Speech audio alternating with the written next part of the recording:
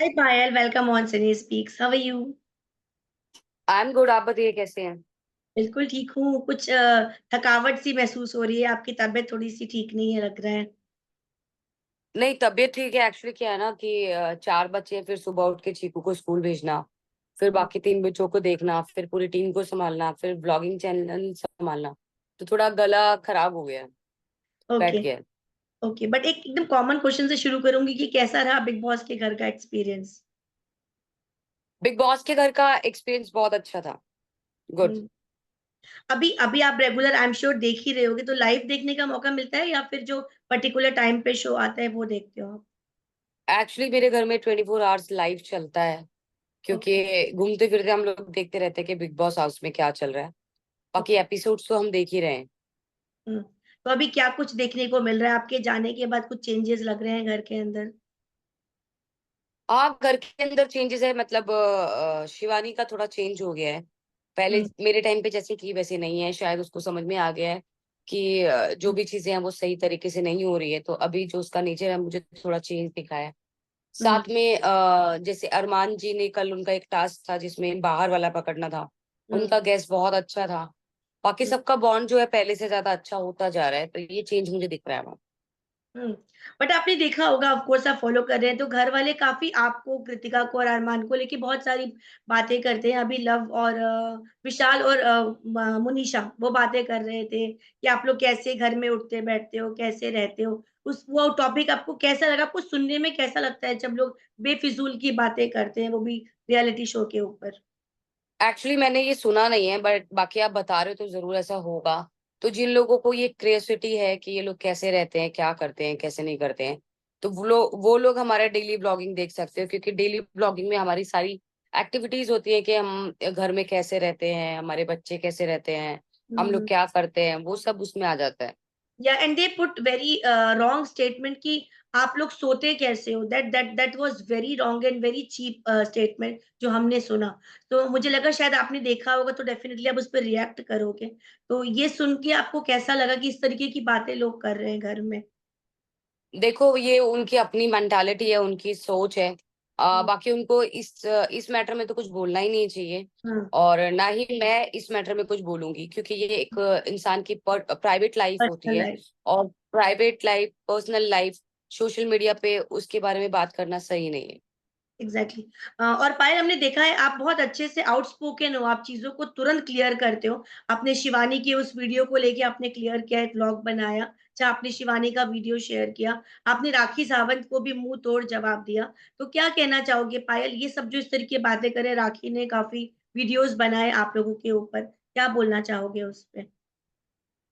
तो मैं बस इतना ही बोलना चाहूंगी, ऑलरेडी मैं उनके लिए एक वीडियो डाल चुकी हूँ कि आप पहले अपने रिश्तों को ठीक कीजिए, तब दूसरों के रिश्ते पे बात कीजिए। क्योंकि जब किसी की खुद की कहते हैं ना, थाली में छेद हो तो दूसरे की थाली नहीं देखनी चाहिए। तो वही कहना है। और दूसरा, शिवानी का जो था, अब मैंने एक क्लिप देखा था बिग बॉस का, वो मुझे बहुत बुरा लगा। हुँ। हमने उसका बहुत वार्म वेलकम किया था हमारे यहाँ पे आज से 2 साल पहले। तो जो मुझे चीजें खराब लगी, मैंने उन उन चीजों पे बातें बोली हैं। और साथ में मैंने प्रूफ भी दिया है कि जैसा वो बता रही है वैसा कुछ नहीं हुआ था। हुँ। तो अभी घर में क्या लग रहा है, अरमान के रिश्ते किनसे ज़्यादा? रणवीर तो हैं ही उनके बहुत क्लोज़, साईं भी हैं, बट और कौन है उनके क्लोज़? रणवीर जी, साईं और सना सुल्तान से भी अच्छा उनका बॉन्ड है, सना मकबूल से भी है, और कृतिका तो साथ में है ही।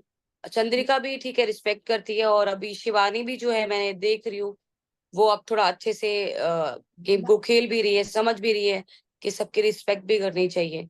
तो मुझे ऑलमोस्ट तो सभी लग रहे हैं। बाकी दीपक जी तो ऑलरेडी पहले से ही सोच के बैठे हैं कि एक घर से तीन लोग आए हैं, तो शायद उनसे बॉन्ड बने ना बने वो नहीं पता। पर अरमान जी अपनी रिस्पॉन्सिबिलिटी पूरी निभा रहे हैं।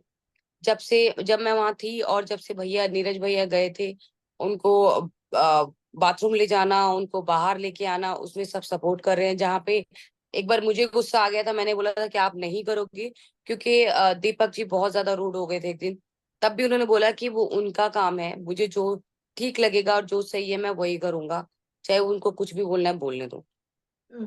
बट विशाल को लेके अरमान का पहले से कुछ था, या घर के अंदर उनकी जो काफ़ी तू-तू मैं-मैं हो रही है दोनों की आपस में, उस पे क्या बोलोगे? एक्चुअली क्या है ना, हम लोग जानते एक दूसरे को सोशल मीडिया से हैं, लेकिन कभी हुँ, किसी से मिले नहीं है। तो हुँ, ऐसा कोई पर्सनल वो नहीं था। वो अंदर जाके ही हुआ है जो कुछ हुआ है। वो शायद कोई बहसा बहसी की वजह से ही ये जो प्रॉब्लम है इनकी, अरमान की और विशाल की हुई है। अदरवाइज आज का मैं एपिसोड देख रही हूँ तो उसमें बहुत अच्छे से दोनों तीनों फ्रेंड्स की तरह बात कर रहे हैं, लवकेश, विशाल और अरमान जी, तो वो मुझे अच्छा लगा। हुँ। बट पायल आपको नहीं लग रहा कि कहीं न कहीं आप बहुत जल्दी निकल गए, इनफैक्ट नीरज भी बहुत जल्दी निकल गए, आप दोनों एक बहुत ही अच्छे प्लेयर थे, अच्छा खेल रहे थे, तो क्या हो गया? क्या गलती हो गई ऑडियंस से या क्या कुछ हुआ होगा? गलती ऑडियंस की नहीं है, ना नीरज भैया के टाइम पे, ना मेरे टाइम पे। ऑडियंस की कोई गलती नहीं है। ऑडियंस की वजह से हम लोग बाहर नहीं हैं। और पॉलिमी भी जो है वो ऑडियंस की वजह से बाहर नहीं है, हुँ, क्योंकि मुझे ऐसा लग रहा है पॉलिमी भी बहुत अच्छा स्ट्रॉन्ग कंटेस्टेंट थी। हुँ, नीरज भैया भी थे, मैं भी थी। पर जो बाहर वाले वाला ट्विस्ट आ रखा है इस बिग बॉस OTT 3 में, उसकी वजह से जो अनफेयर नॉमिनेशन हो रहे हैं, उसी की हुँ। वजह से हो रहे हैं। बट आपको लग नहीं रहा कि ऐसा होना नहीं चाहिए था? मतलब एक गेम है, किसी एक कंटेस्टेंट की वजह से दूसरा कंटेस्टेंट कैसे आउट हो सकता है? बिल्कुल ऐसा होना नहीं चाहिए, लेकिन जब तक कुछ नया नहीं लाओगे तो पब्लिक आपको देखेगी नहीं। वैसे तो सही नहीं है, पर एक नया खेल में ट्विस्ट लाने के लिए शायद ये किया गया है। हुँ। तो घर पे पायल जानना चाहूँगी 4-4 बच्चे आप सँभालती हैं, मेरे खुद के भी 3 बच्चे हैं। कैसे मैनेज होता है, कैसे बैलेंस करते हो आप पायल? आप ब्लॉग भी बनाते हो, एक्टिव भी रहते हो सोशल मीडिया पे and you are a good mom as well. कैसे मैनेज कर रहे हो आप सब कुछ? देखो इसके पीछे मेरी पूरी टीम का बहुत बड़ा हाथ है। अगर मेरी टीम नहीं होती तो शायद आज हम लोग बिग बॉस में नहीं होते। और हुँ, शायद इतने सारे 8 चैनल, यूट्यूब चैनल और 5 इंस्टाग्राम चैनल, 2 स्नैपचैट, ट्विटर, बहुत सारे चैनल्स हम लोग चला रहे हैं। तो शायद आज हम इतना कुछ नहीं कर रहे होते। तो इसका पूरा क्रेडिट जाता है मेरी टीम को। बट आपको लगता है बिग बॉस में डे 1 से यूट्यूबर, इन्फ्लुएंसर्स, टीवी एक्टर्स ये सब कुछ चल रहा है, एक डिफरेंट-डिफरेंट कैटेगरीज़। क्या ये सही है इस तरीके की बातें करना? देखो इस तरीके की बातें करना मेरे हिसाब से तो सही नहीं है। सब लोग अपनी मेहनत से ही हुँ, इस ऊँचाई पे आए हैं। अगर कोई एक्टिंग करता है तो वो एक्टिंग लाइन में है। और देखो यूट्यूबर कोई भी नहीं बन सकता। ऐसा नहीं है कि अगर मैं सिंगल होती तो मैं बन सकती थी, नहीं। लोगों को इंटरेस्ट अपने अंदर इंटरेस्ट दिखाने के लिए कुछ मेहनत करनी पड़ती है। यूट्यूबर्स ऐसे रातों-रात नहीं बनते, करेक्ट। उसके पीछे बहुत मेहनत लगती है। मैं कहती हूँ एक्टर भी रातों-रात नहीं बनते, उनको पहले एक्टिंग सीखनी पड़ती है, फिर वो थिएटर करते हैं, फिर उनको कहीं सीरियल मिलते हैं, मूवी मिलती है। तो कहीं न कहीं दोनों ही अपनी मेहनत से आते हैं। हुँ, तो ये यूट्यूबर, मॉडल, ये सब नहीं करना चाहिए। हुँ। टॉप 3 में किसको देखते हो पायल? टॉप 3 में मैं देखती हूँ रणवीर जी को, अरमान को, बाकी अरमान कृतिका में से कोई एक तो आएगा ही आएगा। और मैं देखती हूँ लवकेश को। ओके और सबसे ज़्यादा जो अनडिज़र्विंग है, वो कौन है? देखो अभी जितना गेम मैंने देखा है और जितना मैं खेल के आई हूँ, मुझे ऐसा लगता है मोनिशा जी इस गेम में नहीं होनी चाहिए, क्योंकि उनका कोई काम ही नहीं है उस गेम में। सिर्फ वो टैरो कार्ड देखती हैं, तो वो उनका अपना एक पर्सनल काम है टैरो कार्ड, तो वो कहीं से भी कर सकते थे। तो गेम में उनका कोई कंट्रीब्यूशन नहीं है, तो मुझे लगता है मनीषा जी नहीं होनी चाहिए थी। ओके और अरमान और कृतिका के अलावा आपने किससे अच्छी बॉन्डिंग बनाई और किसके साथ आप बाहर भी रिश्ता निभाओगे? देखो जितने 16 कंटेस्टेंट हैं, मैं सभी से मेरा बॉन्ड बहुत अच्छा था, किसी से भी मेरी लड़ाई झगड़ी नहीं थी। थोड़ा बहुत सिर्फ शिवानी से हुआ था, और बाहर निकलने के बाद जब मैं देख रही हूँ कि उसने अपने आप को चेंज कर लिया, तो मेरा वो भी खत्म हो गया है। और बाहर निकलते मैं नीरज गोयत भैया से मिली थी। हुँ, तो ऐसा नहीं है कि मैं किसी से मिलूँगी नहीं। 16 जितने भी लोग हैं, सबसे बाहर आते ही मैं मिलूँगी, और हमारा जो दोस्ती है वो बनी रहेगी। और होस्ट की बात करती हूँ, अनिल कपूर कैसे लग रहे हैं आपको और सलमान खान को कितना मिस कर रहे हो आप? एक्चुअली क्या है ना, मैं ये बता देती हूँ कि होस्टिंग तो अच्छी है अनिल जी की, पर जो सलमान जी का उसमें रॉब होता था ना, जो हुँ, अभी चीजें हो रही है ना घर में, हुँ, उनको अगर सलमान जी होते तो वो बहुत अच्छे से और अच्छे से वो कर पाते। पर अनिल जी कहीं ना कहीं थोड़े से सॉफ्ट कॉर्नर मुझे लगे। हुँ, वो हुँ, चीजों को जो है रूडली नहीं कर पा रहे हैं। हुँ, शायद उनका नेचर ही ऐसा है। हुँ, और सलमान जी स्ट्रेट फॉरवर्ड बोल देते थे। मैंने काफी अभी निकलने के बाद काफी सारे ऐसे एलिमिनेशन इविक्ट होते हुए बंदे देखे हैं, जिन्होंने कुछ गलत किया और वो तुरंत उस शो से बाहर निकाल देते थे। तो अभी अनिल जी भी अच्छा कर रहे हैं, पर शायद उनका फर्स्ट टाइम है, तो थोड़ा कहीं न कहीं कमी है। बट क्या आपको लगता है रणवीर शौरी की तरफ थोड़े बायस्ड हैं वो? एक्चुअली मैंने उतना, क्योंकि वो टीवी एक्टर, सॉरी मूवी उन्होंने बहुत सारी की हैं, तो कहीं ना कहीं ऐसा लग रहा है कि वो उनके तरफ हैं। ओके, ज़्यादा टाइम नहीं लूँगी पायल, बस 2 क्वेश्चन लास्ट के पूछने हैं आपसे कि अभी तो बिग बॉस में अभी आप बाहर आ चुके हो, अगर वाइल्ड कार्ड की तरह जाना पड़ेगा, तो क्या कुछ नई स्ट्रैटेजी लेके जाओगे आप घर के अंदर? बिल्कुल, बिल्कुल, अगर मेरे को बिग बॉस में वाइल्ड कार्ड एंट्री मिलती है, तो मैंने बहुत कुछ सोचा हुआ है, क्योंकि मैं गेम को देख रही हूँ अच्छे से। और जो चीज़ें मैं नहीं करी, जैसे मैं नॉमिनेट हुई थी, तो मैंने दीपक जी से लड़ाई नहीं करी, मैंने नेजी भाई से लड़ाई नहीं करी।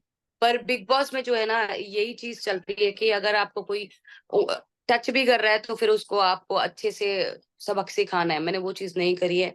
अब मैं जाके, अगर मेरा, ये लगा लीजिए, अगर जो भी मुझे बुरा लगेगा, चाहे वो अरमान और कृतिका ही क्यों ना हो, मुझे उसी टाइम तुरंत जो है उस चीज़ का रिएक्ट रिएक्शन देना पड़ेगा। तो वही चीज़ मैं अभी सोच के जा रही हूँ, अगर मैं वाइल्ड कार्ड एंट्री में एंट्री करती हूँ, तो मुझे मेरा गेम अच्छे से खेलना है। ओके। और जब से आप लोग घर के अंदर गए हैं, तब से आप लोगों की मैरिज को लेके अरे रिलीजन्स को लेके बहुत कुछ बातें हो रही हैं पायल, जो अब तक नहीं हो रही थी। तो क्या कुछ लग रहा है आपको कि सही था आप तीनों का घर के अंदर जाना, जो बातें इतनी ओपन हो गई?